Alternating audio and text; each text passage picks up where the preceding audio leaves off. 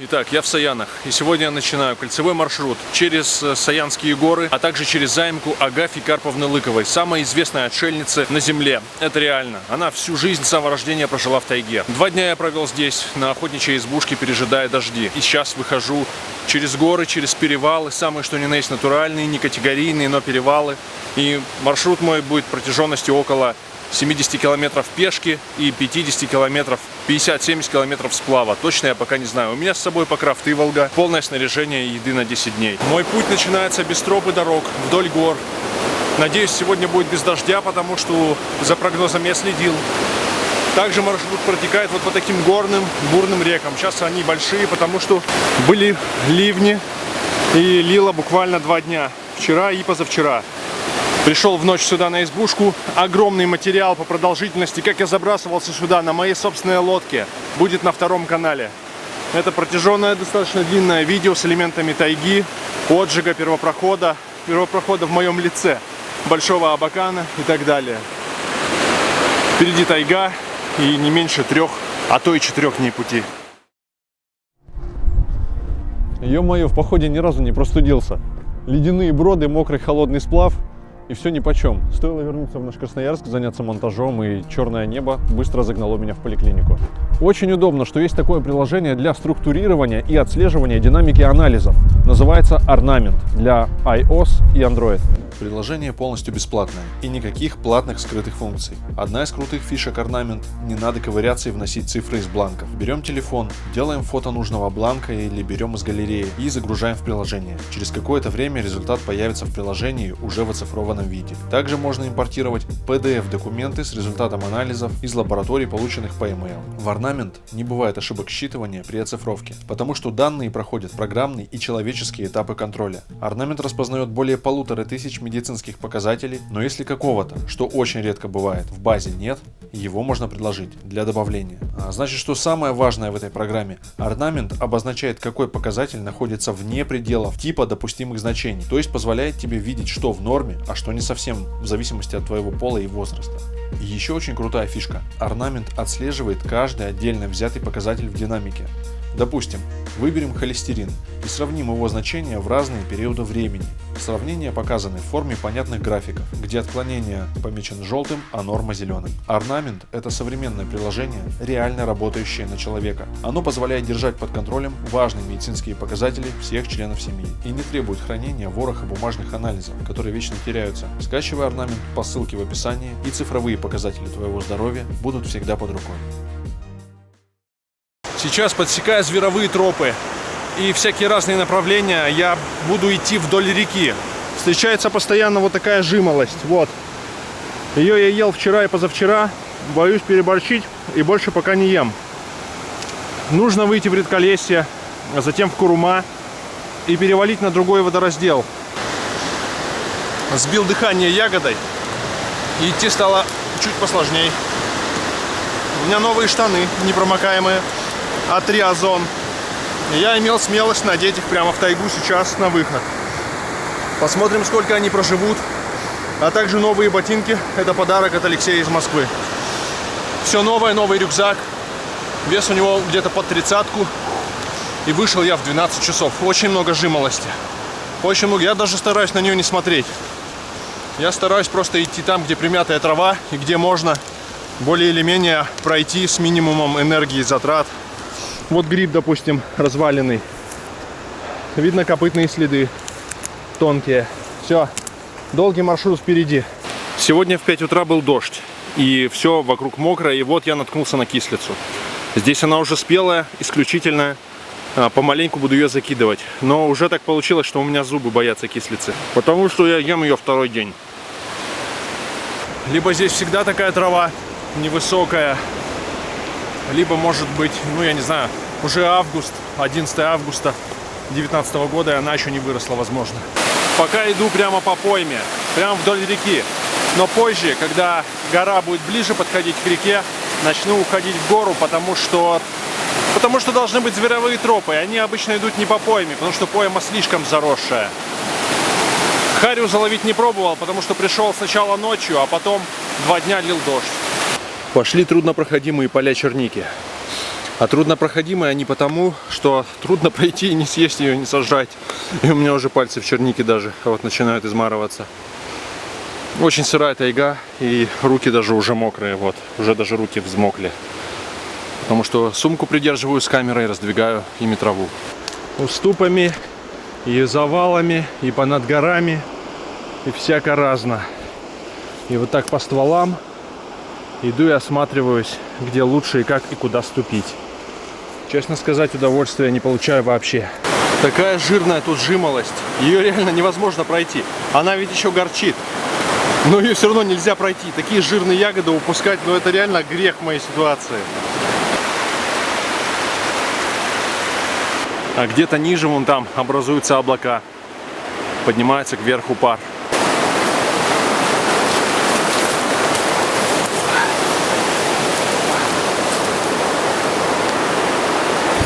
Иду по медвежьим интересам. А почему по медвежьим?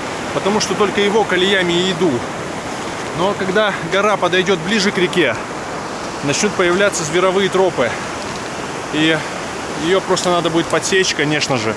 Потом много раз ее потерять, и подсекать снова. Иду прямо по пойме. Здесь нет крупных буреломов. Но здесь кустарник очень сильный и могучий. И боюсь как бы покров не порвать и палатку, что пристегнуто сбоку на рюкзаке, все время их проверяю рукой. А вот зализанные цветы водой какие-то. Почему иду в мембранных штанах? Да потому, чтобы по энцефалитке вода не стекала в ботинок, чтобы сохранить ботинки сухими внутри как можно дольше. Но это должно быть и испытание для них. Просто чтобы знать вообще, что сейчас из себя представляет современная одежда, насколько она устойчива или неустойчива к механическим повреждениям. Думаю, сутки назад здесь все было в воде. И то место, где я стою, тоже. Хотя не факт, вода поднималась, наверное, сантиметров на 30 всего, не больше. Впереди метрах 25 вот такое продолжительное каменное русло. А над ним возвышается вот такая вот гора. Охеренная просто. Тучи, конечно, бурые. Надеюсь, что это ошибка. И ошибка синоптиков. Не ошибка синоптиков, короче. Я до сих пор пребываю в процессе настройки рюкзака, потому что я вышел сразу с ним, только подогнал длину спины. А все остальное, свободность хода, длину лямок и все прочее, я натягиваю в процессе. То вот эту лямку, свободу хода ему ограничивать, то еще какую-то. Покрикиваю, иду постоянно Мишаня. Иду очень близко у реки, я говорю, здесь буреломов нет, здесь молодой почему-то лес. Возможно, просто взрослый он не доживает. Я остановился дух перевести немного. Здесь видно выступы скал на противоположном берегу. Очень они красивые, непроходимые и вообще даже неприступными кажутся. По пути встречаются бычки. Не с рогами, а вот такие. По-моему, это бычок, я могу ошибаться. И вот такая заливная, разливная пойма очень красивая. Здесь как-то уплощилась, что ли, река. И воды прямо на глазах меньше становится, ощутимо. Вокруг окружают вот такие горы огромные. Я буквально первые километры иду, у меня поэтому столько энтузиазма и какой-то, не знаю, доброты, что ли, радости, вот как-то лечить об этом. И может быть потому, что вроде бы погода должна нормальной быть. И уже показались гольцы, в сторону которых я подхожу, то ли под них, то ли за них. Пока здесь отсюда не видно, не очевидно. Карту я убрал, навигатор листать пока не хочется. Но факт, лысые горы, красивые гольцы, это вот как раз то, что мне нужно. И там уже начнется редколесье и более быстроходный, так скажем, станет путь.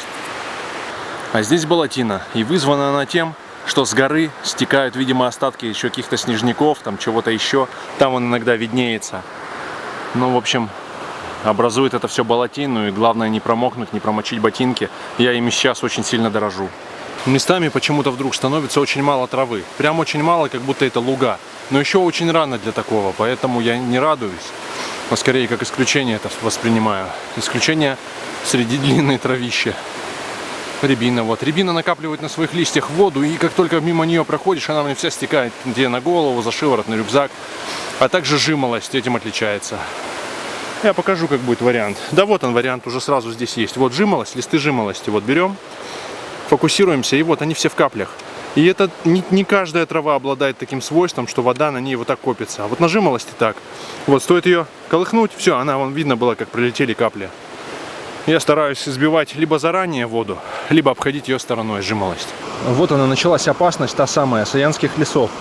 А малотравье, я так понял, из-за того, что камень близко. Вот именно камень, вот. Я уже там по камням шел, вот промоины под камнями, под корнями. Поэтому и травы мало. Вот, сплошная моховая подушка. Иногда по 10-15 метров можно вот так по берегу, по камням пройти. Это оказывается гораздо легче и приятнее, чем даже по низкорослой траве. Только что прошел сюда и не заметил затеску, оглянулся и увидел ее. Затеска на березе. Обалдеть. Но ничего пока такого не нашел, ни тропы, ничего, никаких признаков человечества вообще нет. Впервые вижу на иве такие богатые лишайники какие-то или мхи, что это, не знаю. Очень красивая какая-то штука. Очень какая-то субстанция интересная. У нас в Кузнецком Алатау такого нет. Перехожу ручей. Высота его устья 1172 метра по карте. Пути уже примерно 1,5 часа. Энтузиазма значительно поубавилось. Ноги пока сухие, штаны вывозят. И перехожу ручей. Сразу на выходе из ручья ждет вот такой богатый куст кислицы. Но здесь она почему-то еще менее красная. Устье ручья вон там. Вон. Он здесь крутой, горный. Очень красиво. Вот она, истинная Саянская тайга. Мох, черничники, бурелом, молодые кедры. Все в таких мхах. Крутые подъемы, каменистые. Очень тяжело идти здесь. 2,5 часа хода. Человек идет сквозь стихию. Как и какие-то большие слова для того, кто идет. Какие-то маленькие слова для свидетелей. Того, кто это видит, для очевидцев. И какие-то мизерные слова для вселенной. Твою мать. Вот она. Несет на себе воду. Жимолость. Я пытаюсь обходить завалы, которые высматриваю издалека. Жимолость обходить. Все приходится обходить. Около 3 километров напрямую от избы я отошел всего лишь. Это нормально. Скоро начнется редколесье и более легкий ход. Вот здесь, если взглянуть практически на солнце, видно сырые камни водоската. Водопадом не назову, не совсем вижу вообще, что там происходит. В камере гораздо лучше, и можно рассмотреть сейчас, что там. Потек, вот и звериная тропа. Плохо хоженая, не очень хорошо видимая, но в любом случае лучше, чем ничего. Пришел в какое-то более или менее живое место. Здесь поют пухляки, кто-то еще камни выворот не видел на дороге. И вот открывается хороший вид. Здесь трава пониже, и видно очень хорошо, куда идти остается. Ну, метров 100 здесь, наверное, видно, где можно пройти. Высокотравье достало меня и в Саянах.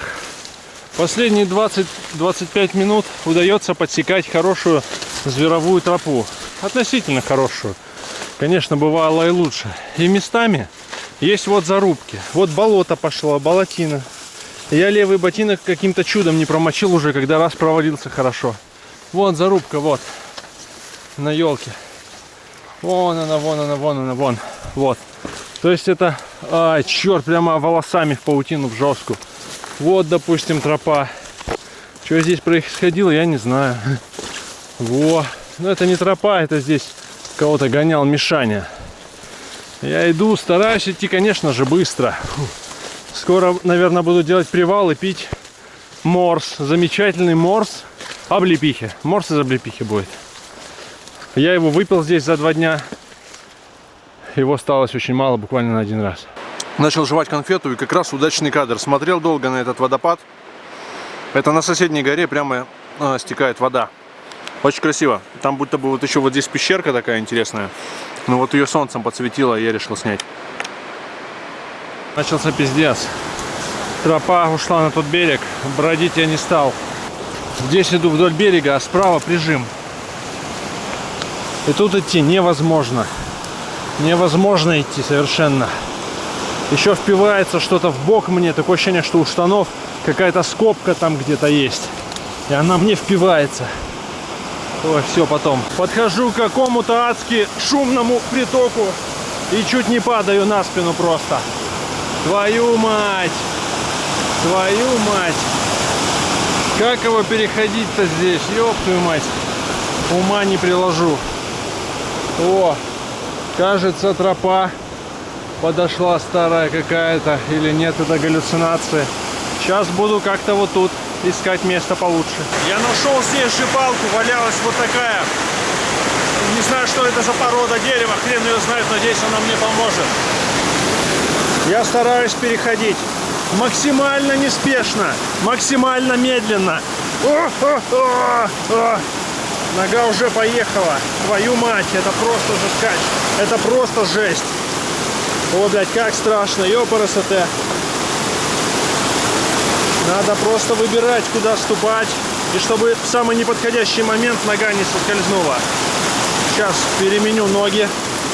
Толчковой ногой сделаю правую. Оп-оп-оп-оп-оп. Самый такой интересный момент. Самый щебетильный.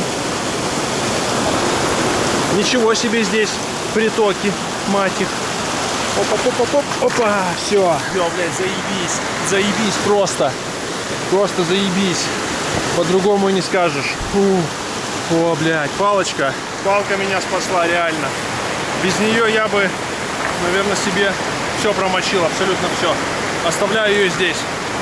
Иду по косогору прямо вот так. Хватаюсь за живые изгородь, так ее назовем, сучью эту изгородь. Вот так. Так. Метров 150-200, судя по карте. Такой вот прижим вниз снимаю, вниз. Метров 150-200, а потом нормально должно быть. Я на это рассчитываю. Поэтому иду и здесь. И не стал там бродить реку по той козьей тропе. Не знаю, снимал ее или нет. По-моему, снимал, хотел снять. Там дальше будет лучше. Главное здесь не уебаться и дотерпеть. Вот здесь, судя по всему, когда-то сошел сель.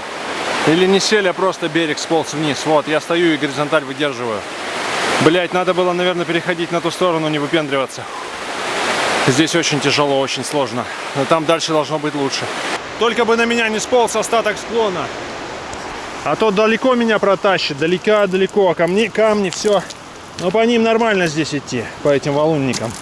Главное вниз не соскользнуть и не улететь. Вот так прямо иду, прямой наводкой. По этим осыпям, сыпухам. Самое что ни на есть прямой наводкой. Убираю камеру, невозможно снимать. Стою и временно перекуриваю. Тут же на этом крутейшем уступе. Вот он за моей спиной. Надо было переходить, блин. Надо было переходить. Там такие заливные, вон. Места красивые встречаются, вон. Заливные эти берега, вот. Там и тропы хорошие, наверное, и все такое. Здесь сейчас спущусь, и должно стать нормально. Вон она, белая, красивая река. Твою мать, вышел на протоку, на какую-то протоку. О-о-о-о! Я, блядь, не упал там ниоткуда, ничего, остался целый. Это счастье какое-то. Это счастье. Я в таких заманухах только бывал на Телецком озере, в его скалах. Твою мать. Вот она, жизнь началась. Вторая или третья моя, или 10-я жизнь. Все, снимаю рюкзак, попью, отдохну. Блять, никак не настроишь еще. Кустики, травки. Все мешает.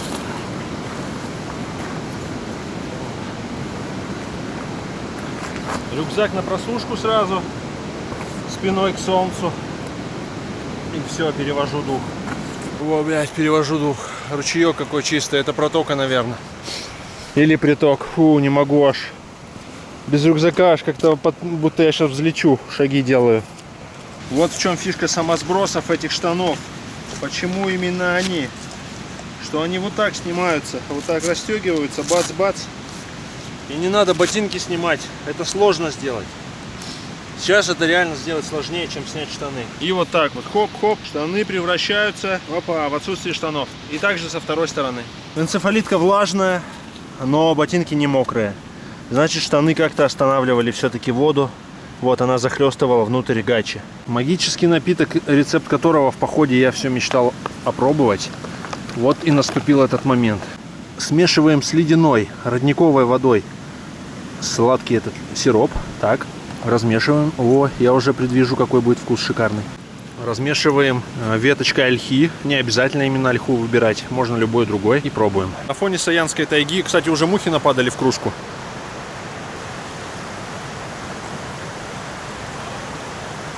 Это не сравнится ни с Кока-Колой, ни с Фантой.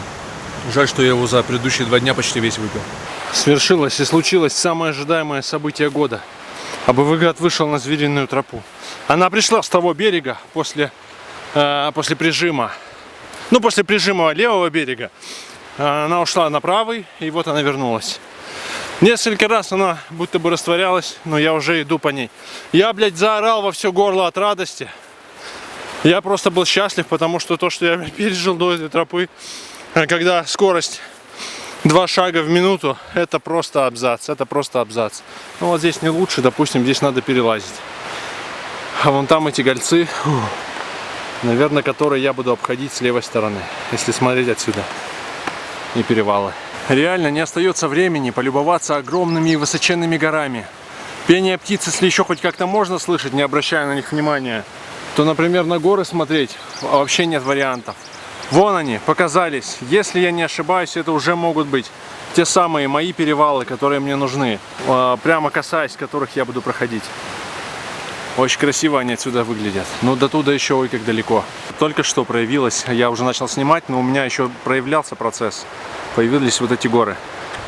Вот я пока не сориентировался, да и пока смысла в этом нет, нужно гораздо ближе подойти, чтобы что-то понять.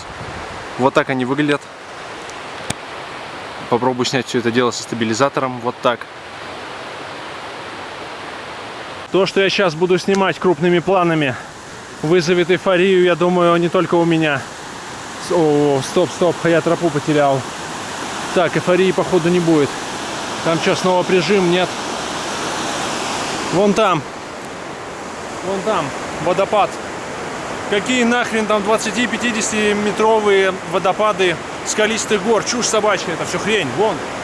Перевожу камеру с бурной чудесной реки, отключаю, точнее, ладно, не отключаю стабилизатор и показываю тот самый водопад. Насколько он шикарен. Он настоящий. Он настоящий, о нем никто ничего не знает и никогда не узнал бы, если бы не я. Красота. Это просто глухая тайга, это не туристическое место, не что-то. Здесь, наверное, не бывает никогда и никого. Кроме, может быть, редких зимних промысловиков, в этом я тоже не уверен. Шикарно, просто шикарно и красиво. Река не теряет своей мощи. Ее как было не просто перейти в начале, так и не просто перейти сейчас. Я прошел уже, наверное, около 7 километров точно. И что плохо, что тропа привела вот сюда, здесь такое ощущение, что зверь переходит. Делать этого я, конечно же, не буду. Буду подсекать, пытаться тропу там. Иду дальше по берегу. Здесь есть, но очень-очень невнятная тропа. Даже, наверное, тропой-то ее не назовешь. Но ладно, лучше, чем ничего однозначно. Ай-яй-яй. Ну, собственно, пока на этом все. Никаких больше изменений, что-либо меняющих.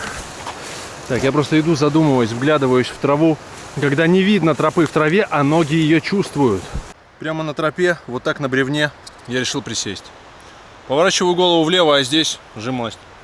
Она мне уже надоела, уже не хочется, хочется чего-то сладкого. Я говорил, такую огромную невозможно пропустить.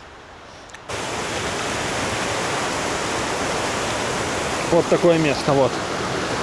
Избитое копытами корневище. Вот за такие сухие обычно стараюсь не цепляться.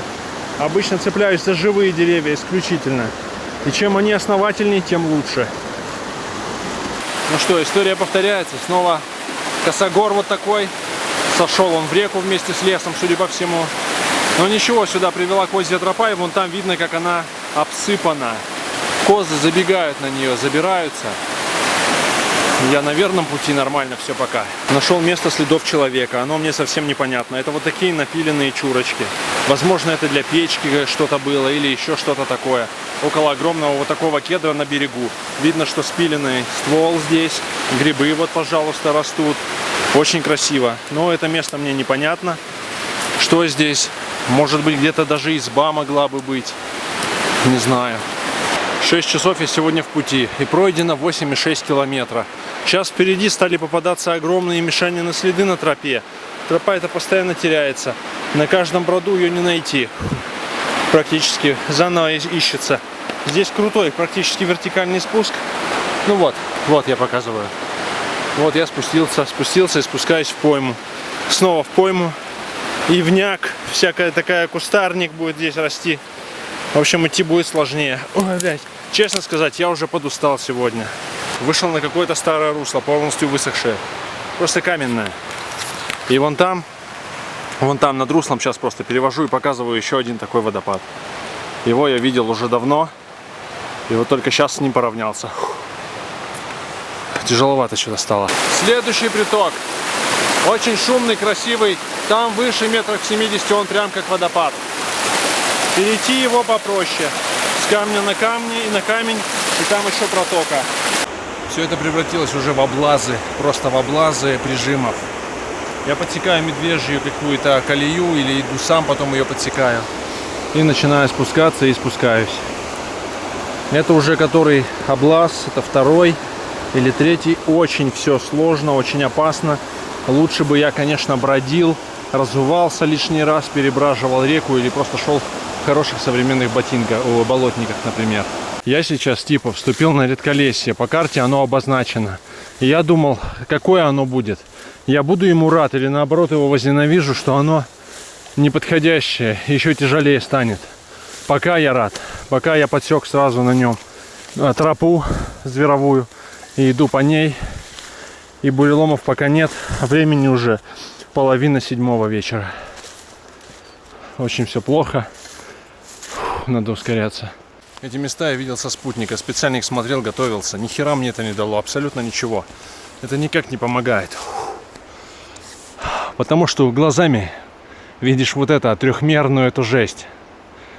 С отсутствием тропы и полнейшим буреломом. Где вообще невозможно идти больше 2 км в час со скоростью. Все это какие-то заблуждения, ничего не дают. Просто надо знать, что если это саяны, то это абзац.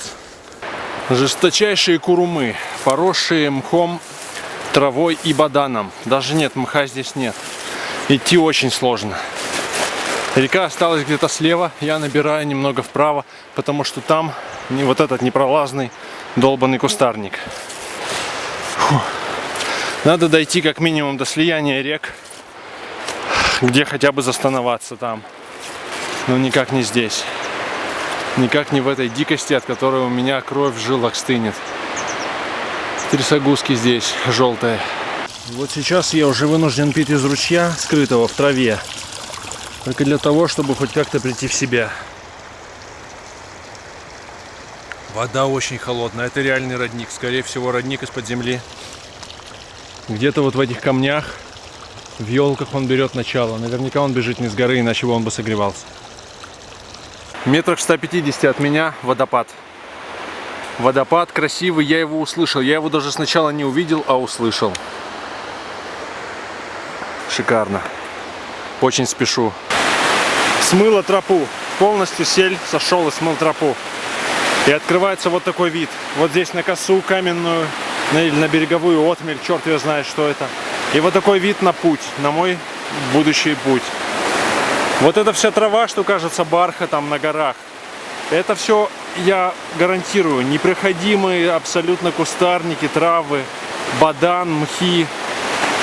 Очень тяжелые для хода покрытия. Обойду сейчас справа этот уступ, который я съехал вниз. Вот, это он съехал. Пошел обходить и увидел, что здесь промойно. Ну, с нормальный дом человеческий высотой. Срываюсь, блядь. Сука. Блядь, пиздец, чуть не улетел просто вниз. А здесь вот видно следы чьи-то. Кто-то зверь здесь спускается также. Какой-то. Вот она, это промойна. В этом выпуске я еще ни разу не показывал Мишанино дерьмо, на котором можно подскользнуться и укатиться прямо с уступа. Вон туда. Вот вниз головой снимаю. Черт знает, куда можно укатиться. Вот в реку. На Мишином дерьме. Да, в области редколесья очень красиво. Очень красиво. Сейчас еще садится солнце. И такие краски хорошие, сочные, все яркие. Не пережженные солнцем.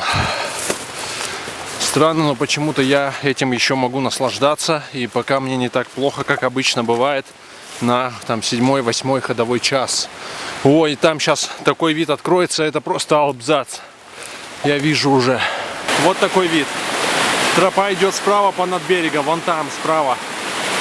И, видимо, вон под тот осыпной склон. Вон под тот. Скорее всего так. Вон он осыпался склон. Вот этот вот. Под него идет.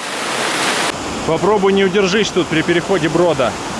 Навсегда забудешь, что такое походы. А я вот здесь вот так вот иду, падаю назад, в стороны валюсь. И продираюсь, именно продираюсь. Продираюсь, блин, как могу. Твою мать. Еще и подгоняет ночь. Опа, опа, опа, опа, я куда-то поехал. Стоп, вверх. Вот сюда, вверх. Тут черемуху эту облажу. Это не черемуха, это ольха. Ладно, все, с камерой невыносимо это делать. Вот такой склон. Вот такой бархатный и обалденный склон, каких не увидишь нигде у нас никогда. А вот там я увидел ледники, снежники, вот. Вот они, еще в горах снежные цирки. Обалденный вид сейчас. И это все Кедрач, скорее всего, там. Вон Кедрач на фоне гор. Вот это вид вниз. Вид вниз оттуда, где был этот обвал. Обвал создал кедр. Вот кедр. Я стою на камне, у моих ног лежит кедр. Свежая кедра. Каким-то образом ее подмыло, она упала. Еще нужно до поляны. Я видел там поляну пробраться метров 50-70. Это очень сложно. Это очень сложно. Я просто это, блядь, гарантирую. И вторая камера села. Это проблема. Просто на руках закарабкался вот сюда. Вот уступ. Вот он уступ. Там я шел по низу. Закарабкался сюда на руках. Вот здесь боюсь сорваться все-таки я вниз. Потому что очень гнилой корень, блять. Но мне вот сюда надо попасть. Я без камеры это легко сейчас сделаю. Вот такой вид. Вид солнечных гор. Очень сложно здесь. Все, я выбрался, перебрался за кедр. И моему взору открылось вон что. Огромные горы, очень красивые. Слева подсвечены горы. К сожалению, скоро уже солнце уйдет. Вон, как здорово. И мне, пока я не знаю куда. Возможно, мне вот эту гору обходить справа. Скорее всего, я не ориентировался толком. Я просто знаю, что мне надо поравняться более или менее с этими распадками. И тогда уже все будет очевидно. К 20 часам подходит время. Я в этот раз совсем не снимаю про реку ничего. Здесь рыбы немерено должно быть. Но я не могу себе позволить сейчас остановиться и начать рыбачить. Река уже стала такой маленькой, она совсем узкой стала, охрененной просто. Какие краски. Ой, миллиарды хариуза, наверное, жирных, толстых, длинных, 2-килограммовых харюзей. Но я пытаюсь спешить. У меня еще будет время и возможность порыбачить. В общем, я считаю, нужно уже остановиться. Я ничего не выиграю, если я сколько-то там еще пройду, дойду. Все равно без шансов. Возможно, мне нужно в тот распадок, возможно, еще куда-то. В общем, все это пока бред. Надо остановиться, нормально поесть, засветло костер какой-то хороший разбодяжить. Вон какая красота, просто нереальная.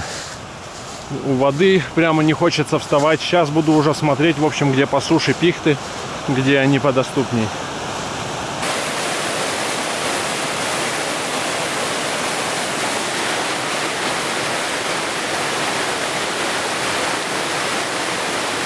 Можно сказать, я уже почти застановался. Я бросил вещи прямо на Мишином дерьме, реально, потом покажу.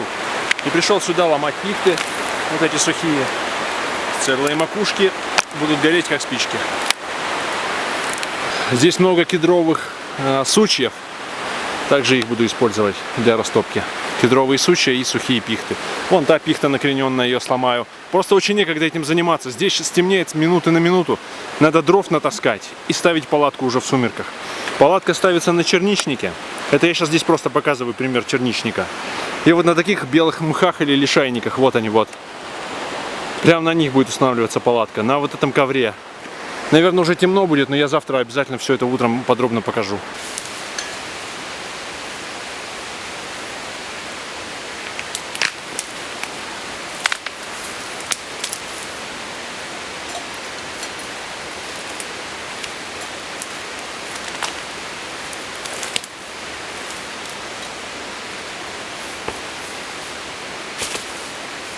Место под палатку будет вот такое. Вот рюкзак и палатка лежит. Вот примерно между ними, вот здесь будет установлена она с видом на горы. Я наломал сухих с корнем пихт и наломал пень. И с помощью пня это все поджег. Но я снимал, показывал. была заварена лапша с какой-то там горячей суповой кружкой. Я ее уже ем. А также была поставлена палатка. О, кстати, вид сейчас палатки.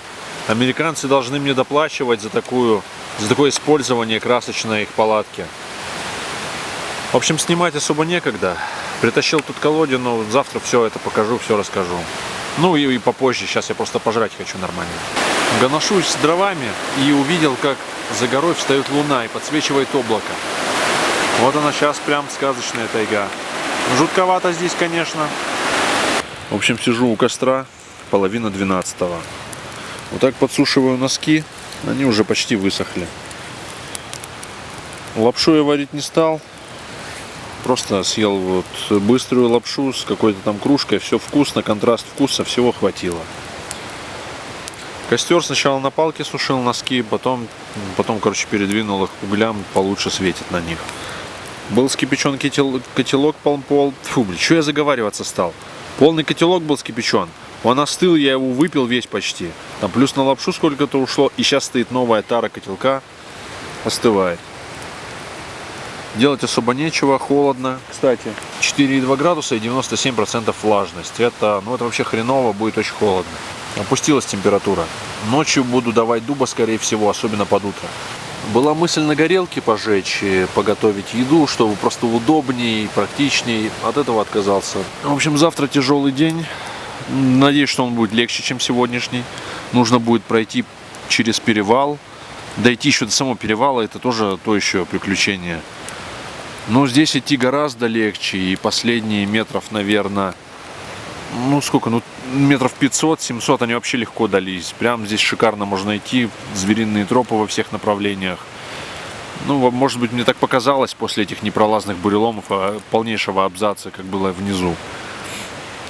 В общем, завтра тяжелый... почему я заговариваюсь, ёптать? Утром покажу, тут следы мешани везде, дерьмище его, куча черники, красивые мхи. Я когда палатку ставил, обратил внимание, что какой-то фиолетовый мох или лишайник здесь есть. В общем, все. Да, 11:30. Вот он, фиолетовый лишайник. Вот. Свет фонаря делает его не фиолетовым, но он фиолетовый. Вот я еще про боделину говорил. Вот такая здоровая дура. Полусырая, полугнилая. Вот такая. Я решил ее на ночь на костер бахнуть. И пусть она как-то шает, тлеет. Это традиционный бывгатский подход. Либо корневище какое-нибудь, либо еще что-то. Вот так вот, чтобы тлело в костре.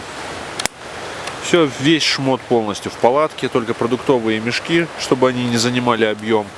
Я их выложил, и они на дереве висят. Нос заложила, 3,7 градуса на улице. Вот теперь уже точно все. До завтра. 8 часов. И уже, оказывается, выглянуло солнце. А я очень дико все просрал и промял жопу. Проспал. Под утро, как обычно, я давал полнейшего дуба. Слышно, как даже костер еще до сих пор щелкает. Нифига себе. Ветерок сейчас дунул. В палатке посыпалась вот эта вот морось, конденсат. И защелкал костер. Наверное, начиная с 3 часов уже стала зябко. Это, наверное, и нормально, что такая температура. Короче, сейчас выхожу, варю ячневую кашу. Ноги, кстати, стали замерзать. Я в туалет, когда ночью вставал, я снял флисовые носки, чтобы сапоги нормально наделись. Надевать их потом не стал, флисовые носки. И вышло так, что, видимо, это была ошибка. Начал давать дуба, после этого. Ноги стали подмерзать, и уже мешало это спать. Все, выхожу, очень мало времени, нужно ускориться. Сегодня большой путь надо проделать, ё-моё. Поскольку палатка немного шире каремата, я очень аккуратно старался спать, чтобы вот здесь черничной периной не помять, не проткнуть палатку, то есть каремат я подложил под нее и спал чисто на каремате. И, к счастью, здесь вот еще и бугор оказался, и на него накатываться просто у меня не получалось. Костер уже горит, и эта здоровая боделина полностью сгорела. Варю ячневую кашу, буду есть ее с маслом, с солью, с маслом. Очень вкусный продукт получается. Видно, как идет пар от старого пня. Это испаряется роса и все, что выпало за ночь на него. Просыпаются саяны, хотя нет, они проснулись уже давно.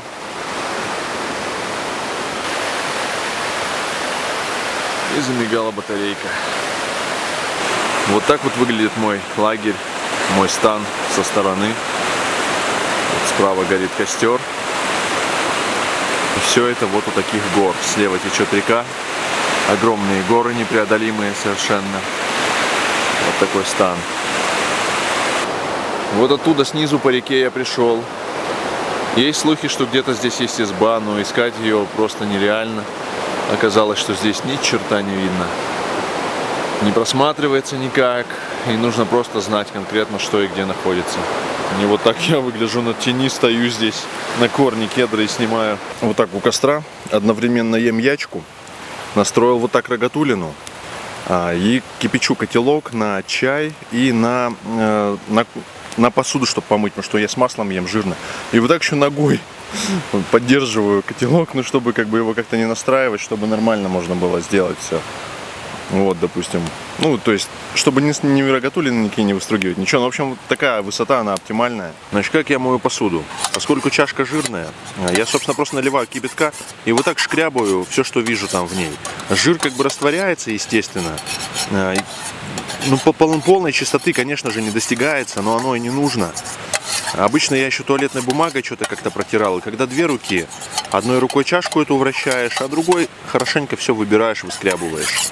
Ну, как бы не то, чтобы выскрябываешь, а прям сдираешь вот это с помощью кипятка и ложки вот этот налет еды. Я вот просто смотрю еще, что я делаю, и снимаю криво. Итак, все, наконец-то закончился мой стан. Я уже его собрал. Кучу времени потерял и выхожу во столько же, во сколько выходил вчера, почти в 11 часов. Вот так выглядит вся эта площадка. Костер залит, не буду говорить чем. Собран рюкзак, в этот раз пойду в сапогах. Пойду в сапогах, потому что еще очень большая роса, еще рано. Мозоли заклеил обычным белым лейкопластырем, этим кольцевым, круговым. Короче, хрен знает, сколько продюжат. Все, я выхожу. Отсюда прекрасно видна пойма реки, откуда я пришел и куда мне идти. Впереди перевал или перевалы, верховые болота и все такое. Сегодня, я надеюсь, буду в пути не меньше, чем вчера, и пройду значительно больше. Но, во всяком случае, мне этого очень хочется, и здесь идти уже теоретически должно быть гораздо проще. Сразу же вышел на зверовую тропу приемлемого качества. Здесь ни высокотравия, ничего нет. Она пока очень хорошо видна. Тут есть два варианта способа обхода скалы. Два перевала, в общем, есть. И по какому из них лучше идти, я решу позже, смотря куда приведет тропа, потому что какой-то из них может быть непроходим. Точной информации у меня вообще никакой нет. Вот такая тропа. Козья, взбитая копытами. Иду, цепляюсь голяшками этими сапогов. Сапог. Обхожу упавшее на тропу дерево. Вот здесь. В области редколесья очередной водопад. По той стороне горы водопадные. По той стороны горы просто с ручьями без водопадов пока. Итак, примерно за 10-15 минут я дошел до стрелки. Оттуда приток один течет, один оттуда. А сейчас куда пойдет звериная тропа, скорее всего, в тот перевал, в тот распадок я и пойду. Эта гора их и разделяет как раз. Вон там цирк, снежники я уже вижу. Вот оттуда берет начало эта река, по которой я шел, вдоль которой. И также берет начало она где-то вон там слева, но этого места пока не видно. Если идти направо, то там ближе. Но я смотрю, там, кстати, должен быть каньон протяженностью метров 500-700. Он, наверное, должен обходиться сверху. Ну, это если судить по карте. В общем, вот такие поля. Здесь трава невысокая. Шаг за шагом. И кажется, пока тропа уводит именно в ту сторону. Как я и планировал изначально идти вправо. Информации о прохождении этого перевала нет вообще. Но какая-то информация о прохождении левого перевала, куда сейчас уже не ведет тропа, есть. Хотя ничего и не помешает внезапно повернуть и уйти туда, влево, по правому, к правому притоку, от котором хотя бы есть легенда, что там прохождение как бы есть. Я этого не знаю, это меня немного нервирует, что если я приду в одно место и не смогу там перейти перевал, он очень крутой может оказаться без снаряжения, то мне придется идти назад. Пока есть тропа, это еще не так плохо, но это плохо, что есть потеря времени. У меня есть еще 3 дня, чтобы дойти, а потом начнутся дожди. Вот оно, не самое приятное событие. Оно заключается в том, что вот это пришла моя тропа, вот, а вот и левая какая-то еще. Она выходит туда, как будто бы в сторону Брода и того перевала. но также она идет и продолжается дальше. Ну, не знаю. Наверное, обе эти тропы имеют одну силу вот с этой. Дойдя до истока того самого, тропа круто берет вверх. Круто берет вверх. Она выходит, казалось бы, к броду. Там я сразу начинаю паниковать, что она снова потеряна, что зверь шел по воде. Но она резко, заметно для глаз, начинает за камнем подниматься вверх. Как я был рад несказанно этому, что я ее не потерял. И что есть дальше возможность довериться зверям, и они меня проведут. Очень крутой набор высоты. Очень круто. Снимаю вниз в ущелье с уступа огромного. Вниз каньон. Этот каньон есть на карте, он протяженностью около 200 метров. И вот я уже здесь из-под кроны кедра снимаю его. Сейчас идет зверовая тропа, они иногда расходятся, иногда сходятся. Когда тропы расходятся, кажется, что блин, только не это. Пусть они будут вместе одной сильной тропой. Вот здесь дальше каньон виден. Вдоль самого каньона, в принципе, проходимо, я считаю.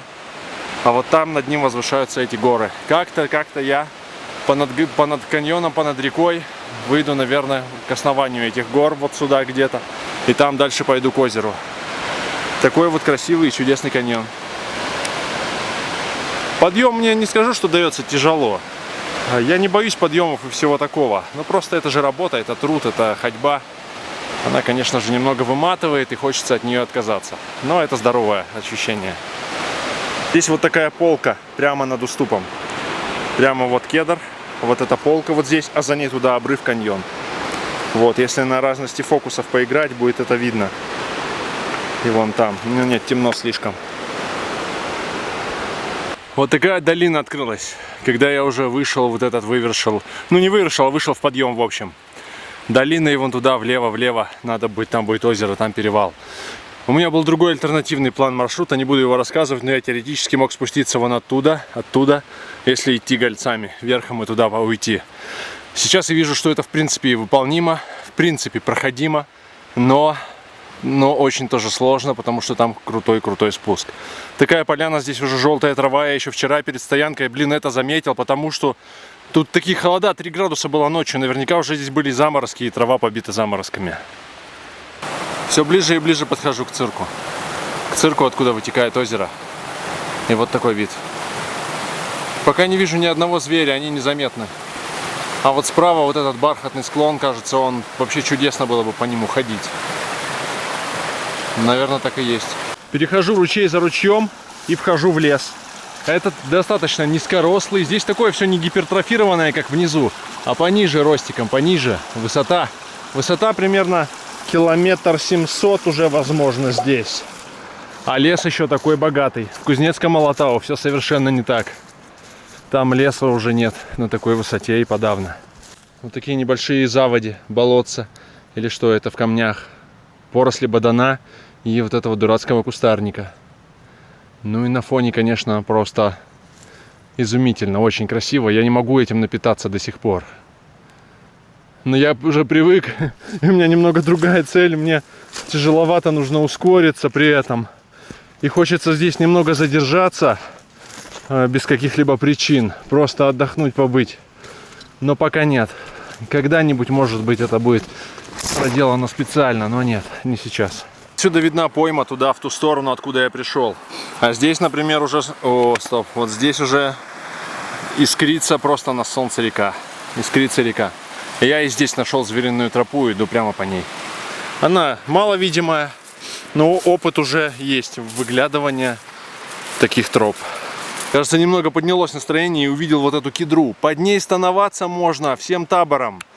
Брать толпу и там тусоваться. Она заслоняет и от дождя, и от солнца, и от всего. Огромная кедра, размашистая, вот. И вода там же рядом, прямо под ней где-то. Ну, прямо шикарно. И сушняка здесь достаточно. Ну, это просто что-то настроение поднялось, захотелось полечить об этом. Но надолго ли, ёпты, тут еще идти? Немерено, что до озера 2,5 километра, что... Да еще на перевал там подъем. Вон там даже снежники я вижу дальше. Нифига себе. Кстати, сегодня за ночь вода упала примерно сантиметров на 5-7. Там, где я ее вчера вечером набирал, уже было не набрать, надо было дальше заходить. Вот они, истоки. Тропа привела там чуть раньше, метрах 25 к броду. А я пошел чуть выше, чтобы не мочиться, перепрыгнуть где-нибудь. Увидел водопад. Вот такой водопад состоит из нескольких секций. Наверное, самое удобное место перейти его где-то там. Ну, можно, стать, наверное, частью водопада. Поэтому нет, я сейчас где-то еще здесь поприсматриваюсь. Вот такая красота здесь, просто неописуемая. Никакой автомобиль красивый, никакая хата, ничего не сравнится вот с этим. Это не рукотворное даже. Обалдеть. Вон там снежник. Что забавно, здесь сеноставки живут прямо в камнях. Я не видел еще ни одной сеноставочей кучи. А писки их здесь слышны. Пищат. Я решил не переходить, не бродить, а пойти просто здесь по курумам. И я прошел уже метров 20 именно по курумнику. А ботинки переобул. Иду в ботинках. Не нравятся мне эти мэндалы. Это мэндлбот, не нравится. Как-нибудь я расскажу подробно, почему, но не в походе. А вот отсюда видна долина реки, откуда я поднялся снизу слева.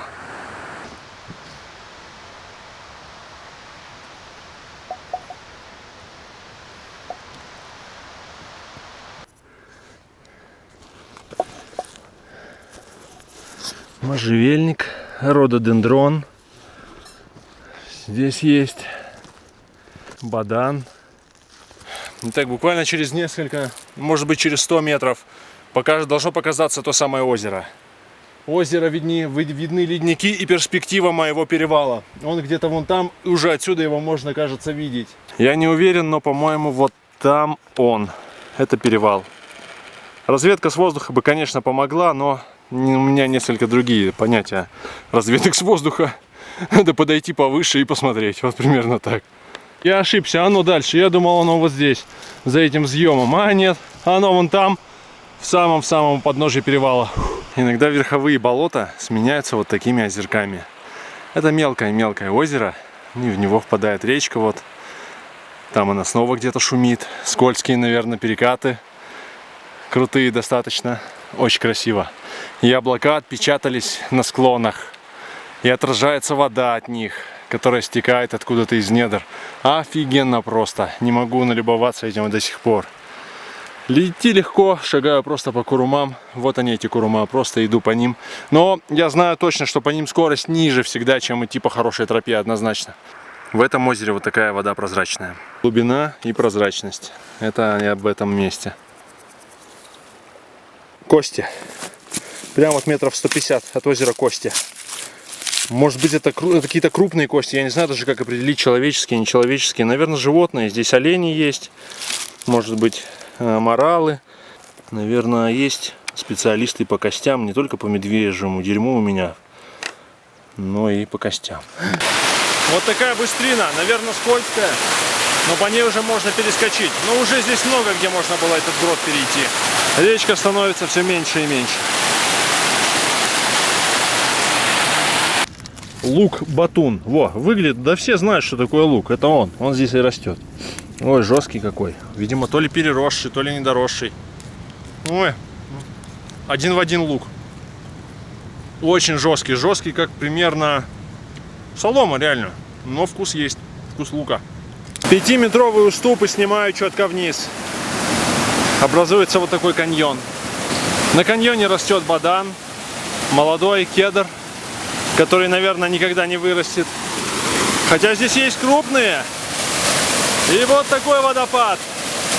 Сплавщики сейчас все кинулись к экранам. Смотрят, где он тут, как тут на лодке вверх по нему заплыть, как вниз. А никак по нему не заплыть. Даже если бы можно было, ни у кого бы не получилось. Потому что это так далеко, даже себе невозможно представить, твою мать. Идти еще немедленно, какого хрена? Очень медленно расстояние скрадывается. Просто отзад. Не скрадывается, а проходится очень медленно. Болотин и кустарник. Не могу уже, ё-моё. У меня с собой растворимые соки. Идея заварить этих соков холодной водой, их напиться. К счастью, уже закончился сироп. И дело только за порошками. Фу, наверное, на озере это сделаю. Показываю интересную травку для разбирающихся. Вот это. Отсюда хорошо видно, как лежит снег, он тает и под камнями там протекает прямо сюда. Вон там снег лежит, вон. И до озера уже совсем немного остается. Может быть, метров 500. Озеро это такая просто точка, в которой я, может быть, поем хотя бы, не знаю. То есть, на самом деле оно ничего мне не дает вообще. Там будет дальше сложнее только. Там перевал, надо будет как-то забираться, смотреть, искать, облазы, залазы. Я повторяю, никакой информации вообще не было про этот перевал, кроме информации по картам, которые я сам изучал. Поэтому, надеюсь, мой топографический кретинизм не настолько острый, что я просто просчитался и там негде будет пройти. Потому что иначе назад идти очень много. Охереть, блин. Считанные метры остаются до озера. Ничего не понятно. Могу догадаться, что озеро еще я даже не увижу здесь сейчас. Ой, твою мать. Время в пути 3 часа. Кажется, перевал будет не очень простой. Все, подхожу. Считанные метры. До озера, сука, ну где ты? Оно еще внизу в котловине.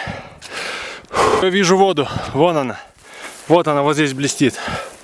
Хоть какой-то пункт достигнут. Все, подхожу ближе и отдыхаю. Слышу шум воды, и слева вижу его, уже не пройти. Можно, конечно, надуть покров, но зачем заниматься такой ерундой, я не знаю. Обходить я его буду с правой стороны. Только, наверное, перекушу и буду обходить вон там. Там дальше надо будет посмотреть уже без рюкзака, как и чего дальше. Перевал будет где-то вот здесь и чуть там за горкой. Надо посмотреть подробно карту, сличить ее с местностью здесь, где она врет, где нет, какая перспектива вообще. Озеро глубокое, имеет зеленоватый оттенок, это очень хорошо видно здесь. Для меня, к сожалению, камера не очень хорошо передает, но глазами все замечательно вижу. Думаю, и на экране это будет видно просто исключительно будет. Глубокая, мне очень интересна температура воды. Например, отсюда, где я стою, вот оттуда можно прыгать в него, и там уже будет достаточная глубина, чтобы не разбиться, не убиться. А сейчас я иду по его, так скажем, вон в ту сторону, там буду отдыхать, готовить еду на горелке и что-то делать еще. Вода очень красивая, да. Только бы перевал нормально перевалить, тогда все будет хорошо. Битые копытом покровы здесь. Ходят звери. Но когда, где они, почему я ни одного так и не увидел? Такое ощущение, что они где-то дремлют, а ночью ходят здесь. Все, пришел вот на этот небольшой выступ. Сейчас, наверное, горелочку забодяжу, что-то поем, что-то попью. Уж очень этого хочется. Какая красота. Ой, скорее скидываю рюкзак, трогаю воду. Все, привал, короче. Пусть пока спина у рюкзака посохнет. Так было бы классно на Иволге поплавать здесь. На покравке, которую я с собой тащу. Застановаться. Если бы я был уверен в погоде на неделю вперед, я бы точно здесь так и сделал. Пока доходит вода на быструю лапшу, я хаваю гречку с соусом и еще с добавкой суповой. Рассматриваю одновременно гору, и замигала вторая батарейка. Что-то это как-то внезапно и не вовремя. Гречка зашла хорошо, с приправой, с майонезом. Теперь остужаю таким способом лапшу быстрого приготовления и какую-то там суповую кружку. Я набрал их просто, нагреб, сколько было там на витрине, так скажем. И они офигенно дополняют эту лапшу. Остужаю прямо в воде вот так, чтобы быстрее ее закинуть и сваливать. Также вода закипела только что на чай. Иду по курумникам, обхожу озеро с правой стороны. Примерно так. Опа! Здоровые валуны. Пока они здоровые. Там дальше будет типа сыпухи что-то. Класс. Больше половины курумов и этих осыпей пройдено. Все нормально, и типа не можно. Ну, конечно, очень неудобно. Все это хреновое. Хреновый ход. И вот уже зайду туда, откуда речка выступает. Прям по ней пойду. Ну, кажется мне, что там нормально можно пройти. Во всяком случае, предпосылки к этому все есть. В отличие от тех, что, допустим, если в гору взбираться, можно лишнего просто наподниматься, я боюсь. А вода здесь такая бирюзовая, исключительная, красивая. Рыбы я ни разу не видел. Уже подхожу к тому ущелью, по которому, думаю, скорее всего, получится подняться и грамотно, и нормально, комфортно перевалиться. Слышу там воду. Она не может быть бурной. Не может быть она активной, мне кажется, потому что там Если ледник, то небольшой. На снимках его практически не было видно. И вот я на тени. О, запыхиваюсь, иду. Долго сидел, долго отдыхал. Теперь как заново стартую. Слева крутейшие горы, уступы. Здесь бы каска, наверное, не помешала. Но, бля, я тут не был готов вообще каску надевать, носить ее. Это вот вверх под 45 градусов я снимаю. Туда уходят облака неспешно. Вот такой каньон. Каньон. Вроде не вижу препятствий никаких, чтобы здесь пойти. Наверное, хорошее решение. Но может понадобиться вернуться будет. Вот выше колена камни. Опа! Встаем на них, дальше идем. Так. О, блядь, только бы сверху ничего не прилетело по башке. Запросто вообще, думаю. Запросто может быть такое. Так. А я не думаю об этом, просто иду. Вот здесь высота 1,5 метра. Скорее всего... Опа! Надо здесь пройти. Сука, ну вот это стрёмное место. Очень стрёмное. Очень-очень. Его красоты. С моим габаритным рюкзаком это отвратительное место. Блять, как же быть? Перебродить и там пойти. А нет, здесь прям кажется так и нужно, будто бы пройти. Прямо исключительное место. Опа! Так, пока все нормально. Маленько в сторону надо шагнуть вот здесь. Вот так. Да, головой упираюсь. Лямка рюкзака спадает с меня. Оп-оп-оп-оп. Снимаю как могу. Аккуратно, аккуратно вот так переступаю. Ёптыть. Я в порядке. Сейчас я постараюсь здесь лишнего не болтать. Я не знаю, насколько это опасно или безопасно создавать здесь шум. Чтобы что-нибудь не прилетело. В общем, я пока молча иду и ничего не снимаю. Такая не сильно радужная картина открылась моему взору. Это вот такой проход. Вон там взъем. Не факт, что надо подниматься на этот взъем. Это совершенно не точно. Ну, по ущелью, в общем, буду идти сейчас. С помощью рук и ног карабкаюсь по камням. Вот так. Я пошел в этот самый первый видимый подъем. Вниз иногда срываются камни. Они срывались там над озером. И вот я, вот 45 градусов, 30 градусов вверх я ползу. Прям вот так ползу. Опа, тихо. Можно поехать. Родник, допустим, бежит вот. Вниз-то легче ему. Ладно, иду дальше. Стали видны следующие ступени каньона. Пока не знаю, как лучше. Как я вообще могу знать? Можно слева вот здесь сыпуху создавать, подниматься. А если там снова придется куда-то тащиться? Налегке разве что подняться. Да нет, это не мой вариант туда-сюда ходить. Блять, Unreal полный. Может быть, я что-то не вижу и не совсем ориентируюсь просто. Но это не перевал. Там невозможно будет подняться. Очень высоко.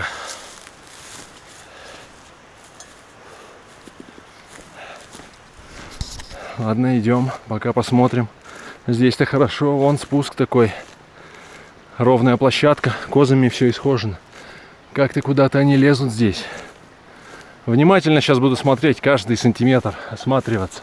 Может, здесь стоит взобраться, может быть, еще как-то. Ой, бля, как я поел-то плотно. Как тошно сейчас. Просто, по-моему, он там непроходим. Если это не перевал, что я вижу, вот это справа, то это хорошо. Но если это перевал, я даже не представляю, как его там перебираться. Нужно анализировать все очень грамотно. Там даже не подлезть туда. Рюкзак, наверное, надо оставлять и идти туда. После еды острой лапши жажда просто адская. Нужно срочно что-то пить. Так как я жирно ел, холодной водой запивать, наверное, не очень. В общем, надо ближе посмотреть, что там и как. Прямо подо мной поток под камнями. Да не бурный, не сильный, но просто поток очень прикольный. Думаю, с трудом, с большим трудом, но можно будет пройти где-то вот здесь. Вот здесь и вот туда. Там расщелина, вижу, есть, вот здесь. Вот тут расщелина. Возможно, по ней можно будет вывершить, а возможно, по сыпухе правее нее. Ну, в общем, надо ближе посмотреть, пока не совсем понимаю. Вот буквально несколько минут назад я поднялся вот оттуда, вот с этого. Ну, видно, да, короче, здесь очевидно все, откуда я поднялся. Вот. Не ссать и не рисковать. И думаю, все нормально будет. Нет места лишнему страху и нет места риску. Вот и все. Все медленно, четко. Ну, по курумам только так и ходить. Твою мать. Интересно, что вот здесь за вот этим выступом небольшим впереди меня. Неужто этот перевал не потянет ни на какую категорию, даже 1Б? Да ну нах, не может быть. А кто бы здесь его проверял, нумеровал? Это же сложно, сюда же добраться еще надо. Нет, лучше нумеровать перевалы где-нибудь под жопу у себя. И потом называть себя крутыми походниками. Конечно. А здесь нет. Никому это не нужно. Вон там. Видно, левее такая крупная сыпуха. Вот. Вот по ней можно будет подняться до какого-то там плоскачика. Вон там еще оранжевый камень. Я сейчас нормально это покажу. Сейчас. Значит, где-то вот здесь, как мне кажется, по этим хорошим основательным курумам вот так подняться, вот туда, вот сюда. И вот этим плато, я думаю, можно пройти. Визуально, во всяком случае, так кажется. И туда. Вот здесь пройти, кажется, нельзя. В одном месте там засада. У меня есть две хороших мощных стропы парашютных, очень крепких. Метров в 6, а то и в 8, думаю, можно с ними будет сбацать. И если что, рюкзак как-то протягивать за собой, что ли, тянуть его. В общем, это очень хороший вариант, мне кажется.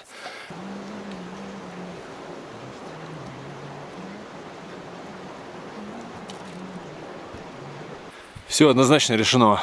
Перевал, судя по градусам и азимуту, 93 градусов вот здесь. Вот это примерно его створ. Не знаю, как по-альпинистски это называется, мне плевать. Вот он подъем, аккуратный по курумам подъем. Вот это однозначно сложно проходимее гораздо. И я здесь увидел еще один вот этот подъем, там по плац скачу и на перевал.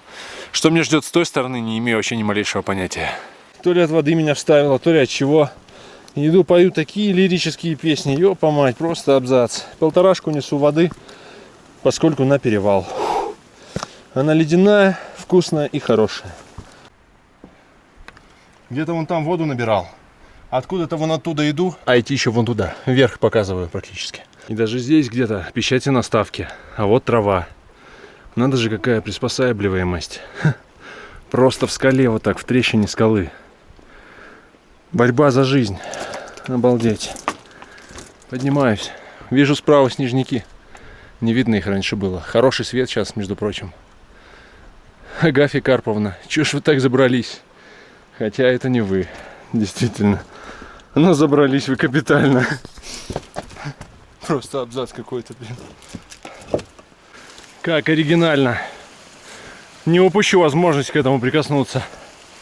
А, черт, подскользнулся сразу. Обалдеть. Камень может быть теплый, и вода может быть теплая, что бежит по нему. Ну да, она не холодная, реально.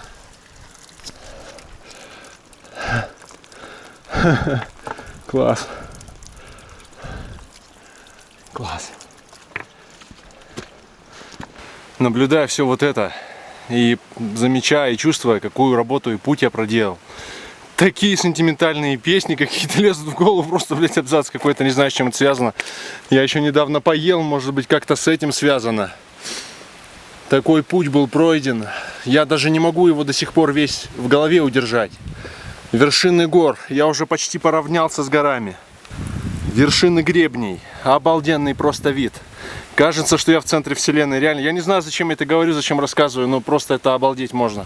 Меня просто распирает изнутри, меня разрывает от эмоций и вообще энергии. Кажется, должно быть наоборот. Охренеть. Но как далеко еще впереди? Как далеко еще идти вперед? Что это за минерал? Как стекло. Реальное стекло и пластинками отрывается. Сейчас оторву, попробую показать. Вот. Скоблится прямо. Стекло стеклом, как зеркало.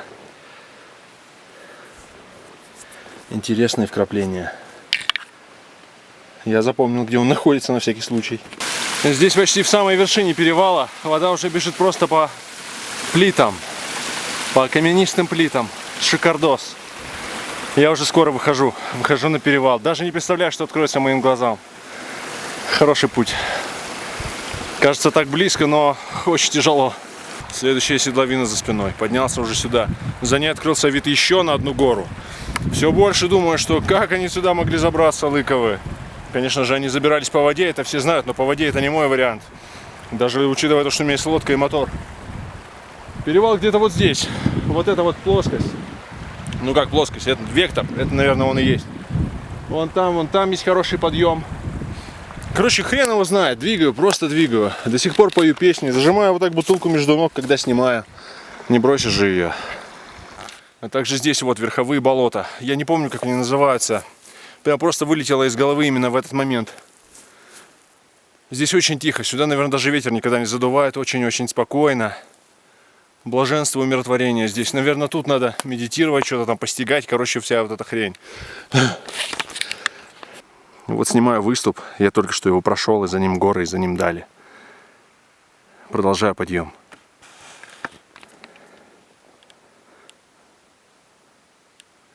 Тишина, только сеноставки иногда где-то квакают. Чего они здесь делают, вообще не понимаю. Это сеноставки однозначно. Вот еще такой интересный цветок, он как вата прям, реально. И по виду, и по ощущениям, вот. Трогаешь его, такая милота, реально. Милота, вата стопроцентная. Судя по карте, считанные метры остались до перевала. До плоскости перевала, откуда мне откроется вид на чудесные горы, на... Мне все вылетело из головы, все горы. Считанные метры остались до водораздела, до вершины 200 метров. И водораздела Бедуй Каирсу. Считанные метры. Здесь сходятся разные перевалы с первой, со второй речки и некоторых других гор. Охереть просто! Я сейчас посмотрел вправо и чуть не с ума не сошел. Ха-ха! Верховые болота. Шонхыр. И, наверное, даже Козбажи отсюда видны. Вот, твою мать, но спуск предстоит не менее увлекательный, чем подъем. Просто жескач. Просто жескач. Основной перевал, как и был показан на карте, находится левее. Вон он.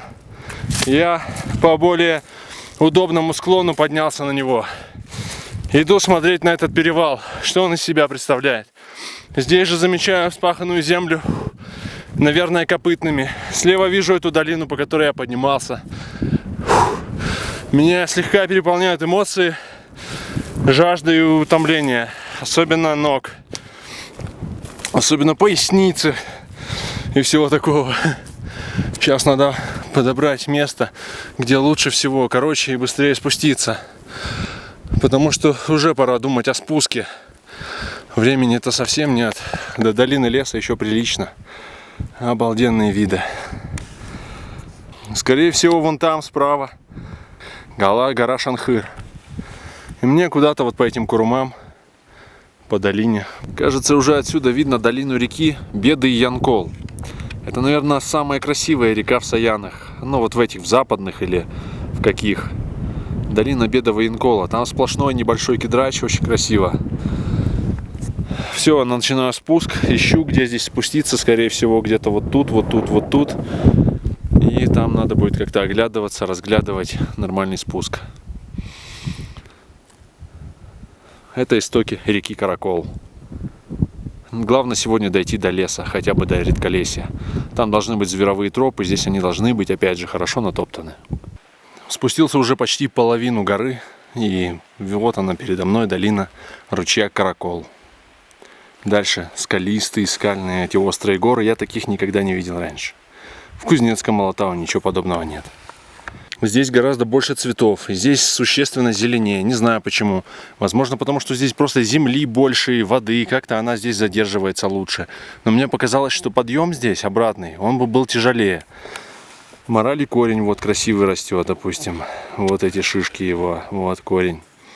Второй раз отваливается иволга, останавливаюсь ее привязать. Вот она привязана, все нормально. Покрафт, иволга.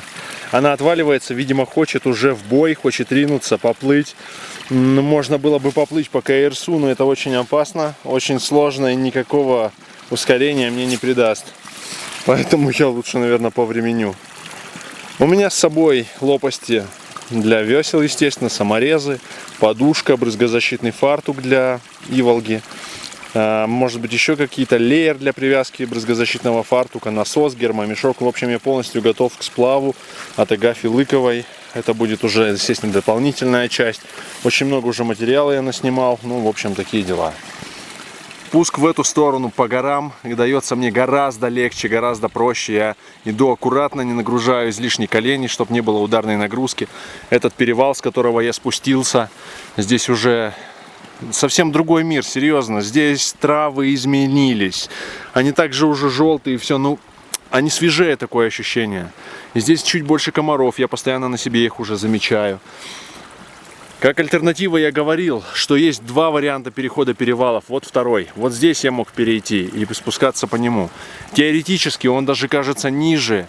И может быть он более легкопроходимый, потому что сложный маршрут, который я здесь шел по нетронутой тайге, здесь он был в виде троп. Ну, в общем, много нюансов. Ладно. Продолжаю я спускаться. Вижу красивейшие вот эти горы, острия. Неописуемая красота, мощь, удаленность от цивилизации. Верховые болота Каракола. Они прекрасно изображены на карте. Я прекрасно знал, что здесь болото и все такое. Ну, в общем, естественно, я пойду немного стороной. Красивые они просто. Это зеркало воды. Камера, конечно, очень плохо все передает. У нее один глаз, у меня два. Вон там этот перевал, тот самый, на который я не пошел. Но будем надеяться, что когда-нибудь я побываю и там. Но, честно сказать, подходы к этому перевалу и вот этот целый день моего хода, тяжелейшего первого, он внес просто непоправимые коррективы, вообще жесткие коррективы в весь дальнейший маршрут. Я, скорее всего, обойду долину самой красивой и чудной реки, вот этих западных Саян, Беды Янкол. Это самая красивая речка, там такой кедрач, там такие камни. Это просто исключительно, ну, на тот район нужен еще как минимум 1,5-2 дня. Скачу и здесь по огромным курумам, валунам, как и у нас в Кузнецком Алатау нашем. Шикарно все здесь. Опыт у меня есть этих огромных камней, но здесь они не такие большие. Иду вот так и иду. Настроение немного приподнялось. Я уже привык не ночевать в избах. Это что? Сколько у меня ночей-то было? Одна всего, но я все равно привык. Ну, с момента выхода. И хорошая погода, она не деморализует, как обычно. Но при этом я все ближе и ближе, блин, это не может не радовать. Но здесь нельзя быть уверенным, что я там попаду к Агафье Лыковой.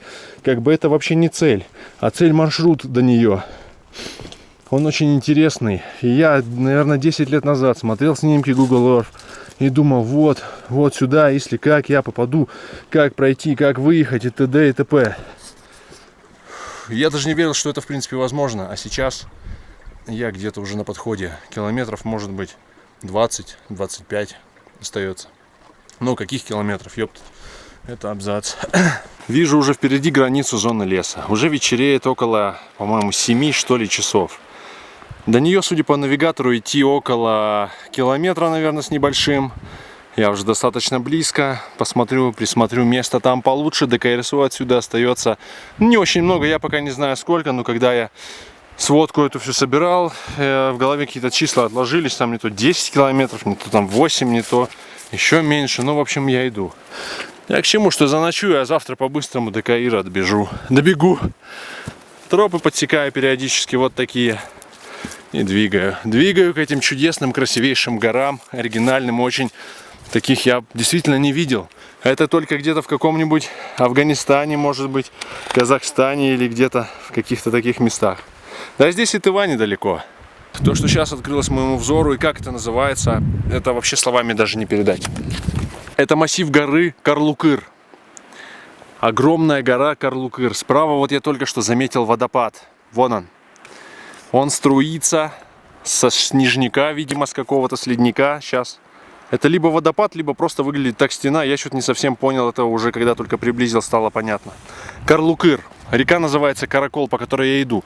Если обратить внимание, здесь 99% кедрач. Здесь есть в основном кедры, вон некоторые редкие пихты есть. Но как красиво вот это все выглядит. Полная жизни, тайга горная, охрененно просто здесь. Я даже, наверное, ошибся, я называл Шанхыр где-то, будто бы здесь его видно. Наверное, это был не Шанхыр или вон он Шанхыр. Надо ориентироваться. Я спускаюсь и где-то вот там уже, где побольше воды, побольше кедрача, буду там становаться. Вот на этой стороне исключительно кедровая тайга. Только в поймах рек может быть еще какой-то другой лес. Обалденно просто. Буду спускаться примерно вот куда показывает камера. Туда уходит долина Каракола. Вот туда я и пойду. Там где-то застану. Сейчас идеальный свет просто для видео и для фото. Такой каскад небольших водопадов, и очень интересно было его снять. Ем иду чернику, уже синие руки, все в чернике. Вот, пожалуйста, пальцы, ладони. Закидываю чернику горстями. Вот на плодородном камне растет кедр. Кстати, шишки на нем есть. Вот они, завязи. Не завязи, а именно уже созревшие шишки. Надо бы посмотреть, полазить под ним. И можно было бы даже что-то пощелкать. Ловлю последние лучи солнца с перевала через Катазан на Катазан. Ярко, уже скоро совсем начнет темнеть. Надо остановиться. Здесь я на горочке стою. Вода внизу не очень удобно. И пока не вижу сухих пихт и гидрача. Такой космический пейзаж, шум воды. Вкусная черника, и здесь пока очень легко и хорошо идти. Я слышал, что здесь очень хорошие тропы натоптаны. Пересекаются множество троп. И это меня не может не радовать. Я надеюсь, что завтра я быстро добегу, доскочу до устья Каира, до устья Каирсу. Мне Каирсу название больше нравится. Да, сегодня я заманался, конечно, капитально. С этим перевалом, с огромным, с продолжительным, но очень быстро с него спустился. Такие дела. Ладно, сейчас подыскиваю место для стоянки. Возможно, это будет прямо здесь. Я вот только что увидел, глаз отвел. Ровная поверхность достаточно. Только сушин не вижу здесь. Первый признак цивилизации за 2 дня. Ржавая консервная банка. Кто-то здесь становался. Места хорошие. Ну, я понимаю этих людей прекрасно. Боюсь, что горизонтальных плоскостей, таких удобных под палатку, больше не будет. Поэтому иду внимательно, бдю, и уже темнеет, надо ускоряться. Итак, забодяжен большой костер. Костер был сразу разожжен, как я только сюда пришел, а потом устанавливалась палатка.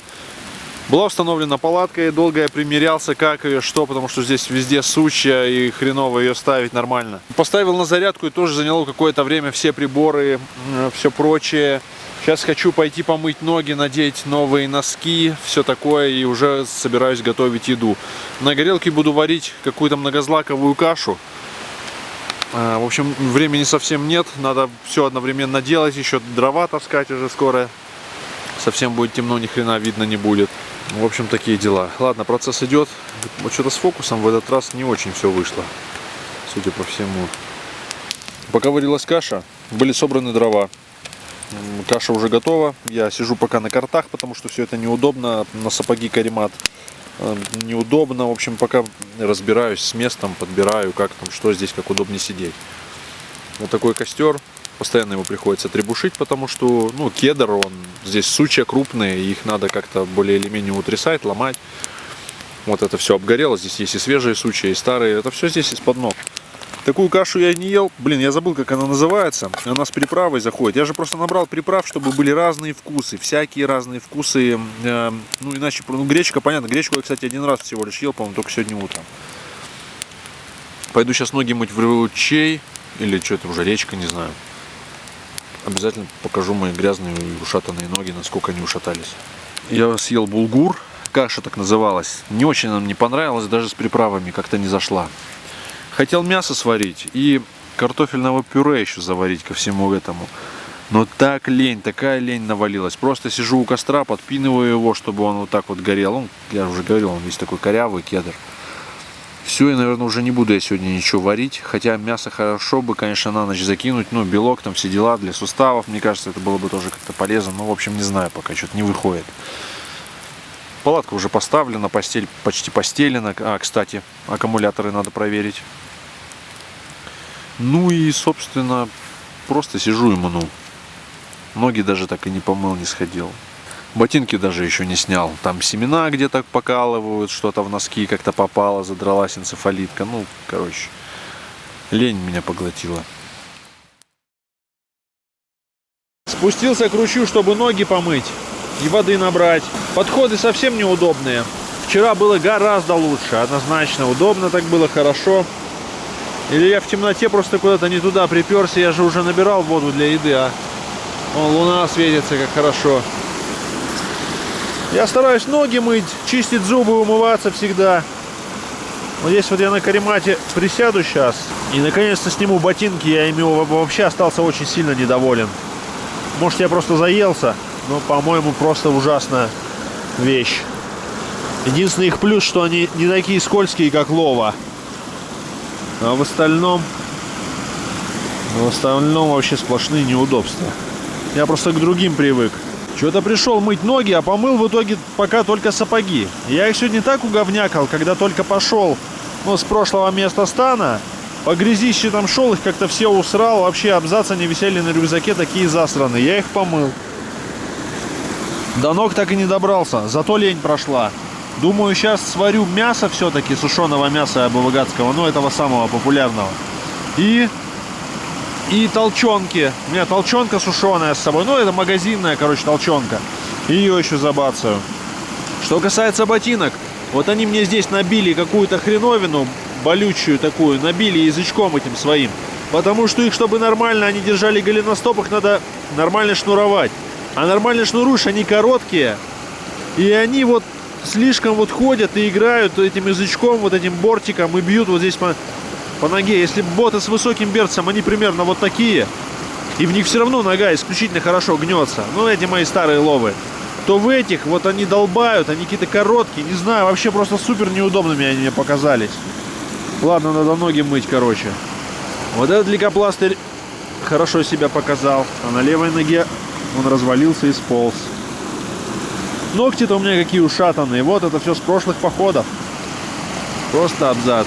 Да, именно этим ногам обязаны подписчики. Именно эти ноги делают контент потом, кровью, мозолями, болями, болями. Такой ценой куется контент на канале Абовыгат. Вот так-то. Вот они, эти ноги. Я их трогаю. Это они. Мы им всем должны. Даже я им должен, что они меня несут. Как хорошо. Вода, лед, просто вообще адский лед, реально. Еще мотыльков этих берегу. Знают ведь, к кому приставать, чтобы их не грохнули. Времени без 15:12. Все дрова уже сгорели, надо ходить еще по округе, что-то искать, в общем, все. Схавал тушеного мяса, сушеного, что-то еще была какая-то еда, толченку наконец-то приготовил, которую брал с собой. Эту магазинную сухую толченку, такое говно оказалось. Собрал уже все вещи, камера наверняка все это замечательно видит, показывает. Такие дела. Что-то вообще настроение какое-то вдруг исчезло. Чай был не очень... В таком кедровом лесу мне ночевать еще никогда не приходилось. Вокруг 100% кедров. Пихта только, может быть, есть единственное. Еще что-то, очень кайфово. Дрова все кедровые, между прочим, были в костре. Опять в спину дует ветер, как вчера на прошлой ночевке мне задувало в палатку неплохо под утро, когда я зяб. В общем, уже без 15:12, и, наверное, это последние кадры, Температуру сегодня не мерил. Позвонил по Турай X Light, по спутнику моему. И по рабочим делам, и по домашним. В общем, все нормально. До Агафьи Лыковой 2 дня пути. Я, во всяком случае, на это надеюсь. И ведь в любую секунду в пути может все круто измениться. И, в общем, надо, главное, не терять осторожность, бдительность. Ни воды не накипятил с собой. На утро ничего не сделал такого полезного. Просто сидел у костра, жег дрова и отдыхал. Наверное, это как раз то, что мне сейчас нужно, потому что второй тяжелый ходовой день было пройдено, наверное, около 15 сегодня было пройдено. Огромный перевал и в общей сложности 15 километров. Примерно так. Гениальное решение в моей ситуации для перепрыгивания с косы на косу. Прям конкретно я почувствовал ощущение, что все, надо завязывать. Это диалоги о рыбалке с Андреем Абовыгатом. Ну и что, надо, наверное, завтрак уже готовить начинать.